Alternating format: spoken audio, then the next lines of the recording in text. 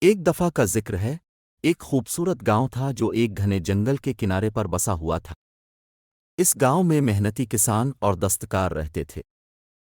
گاؤں کی زندگی پر سکون تھی اور گاؤں والوں کو صرف کبھی کبھار سردیوں کے سخت موسم کا سامنا کرنا پڑتا تھا۔ لیکن ایک خزاں کے موسم میں ان کی یہ امن و سکون ایک پراسرار اور چالاک بھیڑیے کی آمد سے بکھر گئی۔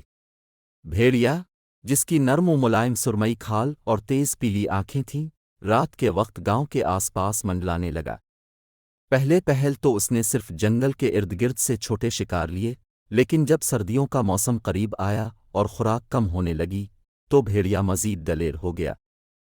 اس نے گاؤں والوں کے مویشیوں کو چرانا شروع کر دیا، جس سے گاؤں والے خوفزدہ اور پریشان ہو گئے۔ ایک رات جب پورا چاند برف سے ڈھکی زمین کو روشن کر رہا تھا، بھیڑیا ایک بار پھر گاؤں میں داخل ہوا۔ اس بار اس کی نظر بوڑھے کسان یعقوب کی بھیڑوں کے بڑے اور صحت مند ریوڑ پر تھی۔ یعقوب، جو کہ ایک عقلمند اور مشاہدہ کرنے والا شخص تھا، نے بھیڑیے کی واپسی کا اندازہ لگا لیا تھا۔ اس نے کئی دن گزارے ایک منصوبہ بنانے میں تاکہ اپنے جانوروں کو بچا سکے۔ جب بھیڑیا باڑ کے اوپر سے چھلانگ لگانے لگا تو اس نے پھندا کھینچ دیا، جس سے گھنٹیوں کی آواز نے رات کے سکوت کو توڑ دیا۔ گاؤں والے شور سن کر جاگ گئے، اپنی لالٹینیں اور کانٹے لے کر یعقوب کے فارم کی طرف دوڑے۔ بھیڑیا، جو کہ حیران اور الجھا ہوا تھا، بھاگنے کی کوشش کرنے لگا لیکن رسوں میں الجھ گیا۔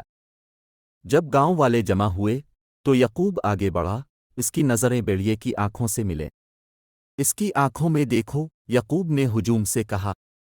یہ مخلوق صرف جنگل کا درندہ نہیں ہے، یہ بھی ہماری طرح بقا کی جنگ لڑ رہا ہے۔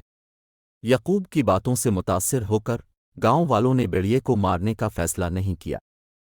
اس کے بجائے انہوں نے مل کر اپنے مویشیوں کی باڑوں کو مضبوط کیا اور جنگل کے کنارے پر خوراک کے نذرانے چھوڑنے لگے، امید کرتے ہوئے کہ بھیڑیا ان کے گاؤں کی طرف آنے کی ضرورت محسوس نہ کرے۔ وقت گزرنے کے ساتھ بھیڑیے نے اپنی رات کی چھاپے مارنا بند کر دیے۔ گاؤں والوں کی سخاوت اور قدرت کے احترام نے ایک نازک صلح پیدا کر دی۔ بھیڑیا بدلے میں جنگل کو دوسرے شکاریوں سے پاک رکھتا، گاؤں کو اپنی ہی طرح سے محفوظ رکھتا۔ یوں گاؤں اور بھیڑیا ایک بے چین ہم آہنگی میں رہنے لگے، جو اس بات کی یاد دہانی تھی کہ سمجھداری اور ہمدردی بھی سب سے بڑے فرق کو پاٹ سکتی ہے۔